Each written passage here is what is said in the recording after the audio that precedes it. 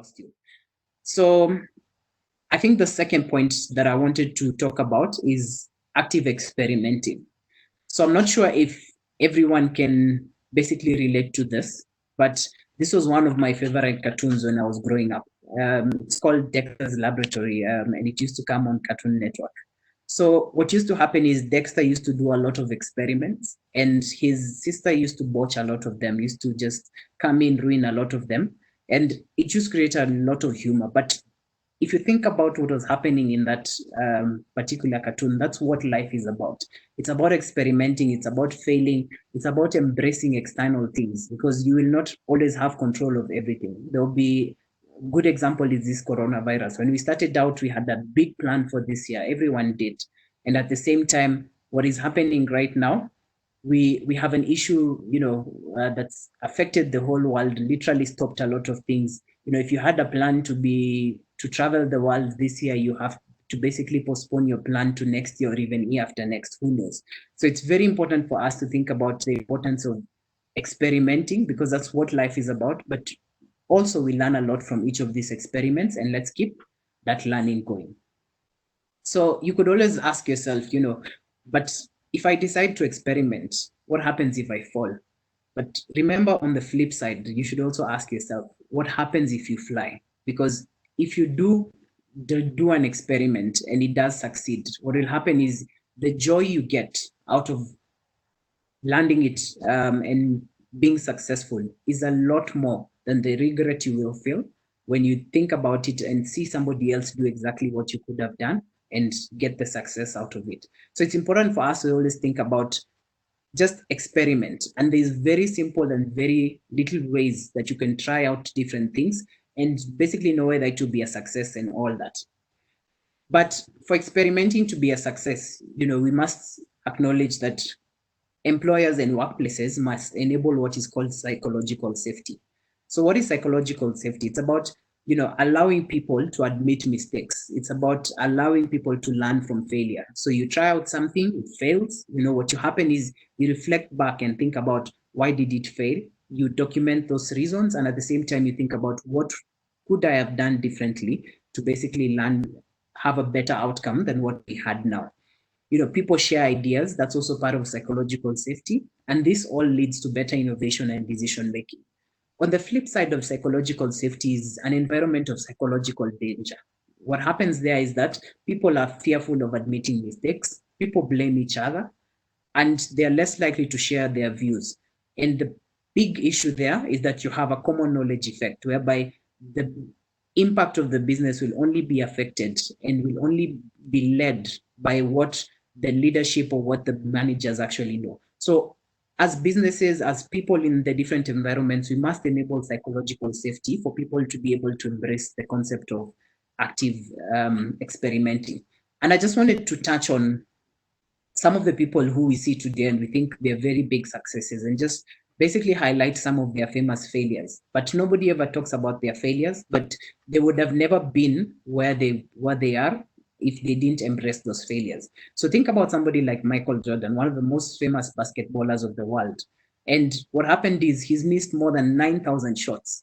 But I'm sure if I just put up the picture of Michael Jordan, it's not the thing that comes to mind in terms of just thinking about, oh God, my God, this guy is a failure. He missed 9,000 shots. What you remember is he was the MVP of basketball back in the days.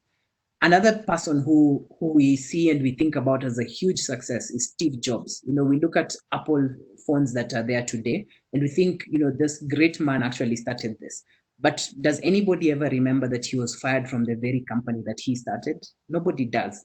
The last one that I wanted to highlight is J.K. Rowling. For those Harry Potter fans who we may have, or people who just heard about the Harry Potter books and the Harry Potter movies, who remembers that her manuscript was rejected 12 times before it was first accepted. And even when it was first accepted, she had so many loopholes for her to pass before the book was actually published. So it took her so long, but happened. She kept trying, she kept doing it. And when her book was actually published, she's actually one of the most successful authors that we have to date. She's had movies, she's had the books go on to be bestsellers. So the point I'm trying to make is about failing more often. So you must fail more often if you ever want to succeed. Embrace failure. Failure is just success in progress. Every time you fail, just think about, stop, think, and say, what could I have done differently? If it is something you can do now and do it differently now, then go ahead and do it. If you can't do it now, then what you simply do is just basically say, the next time I get this opportunity to do this, I will do it differently by achieving these 2 or 3 different things. So embrace failure, and remember, experimenting is very, very important. So how do you basically do active experimenting? And it's a very simple model. I tried to put it out into a model, but there are only very few elements here. So first things first is that you must desire the outcome. If you think about, if you want to start your own company, if you want to go ahead and have your try out in a big company and start off from the bottom as you work your way up the corporate ladder, you must desire that first of all. And then secondly, there's what is called the theory method. And it's just very simple. It's about active learning. So we've already spoken about active learning. Know yourself, what type of a learner you are, and at the same time, embrace and be willing to learn something new every day. Then lastly, observe. So you could have a mentor, you could have a coach, you could have a manager, you could have a lecturer, who's helping you and guiding you through the process. So make sure you observe what they're doing and take as much learnings out of it. And you don't have to identify a specific coach or a specific mentor. The good thing about this digital world is that you could have a mentor or a coach, who you watch their YouTube videos. They have a vlog or a blog somewhere that you read what they're writing, what they're posting. And you could say that's the kind of person who's shaping you to what you want to become. So just identify who that is, observe what they're doing, and try as much as possible and practice it. So the next part I've hinted to is about practicing. So remember, practice makes perfect. If you don't practice, you can never be good at something. So, and in this practice is also to remember about having a psychological safe space. So embrace failure, and the people who are around you, get them to also embrace failure. Tell them, this thing could fail, but at the same time, it's worth a try, because everything that comes and we see it as good in this world, actually, one way or another, must have come from somebody who gave it a shot and tried it out. Then the last thing is to learn. Again, learning comes a second time. So you need to learn from your results. So you've practiced it, learn ideally from the results that you've come up with, and then decide what you want to do next. And the most important thing is to repeat. So this is not something that you do once, you try out, maybe you want to start your own business. You say, today I will start my business. So maybe I want to look for a good job.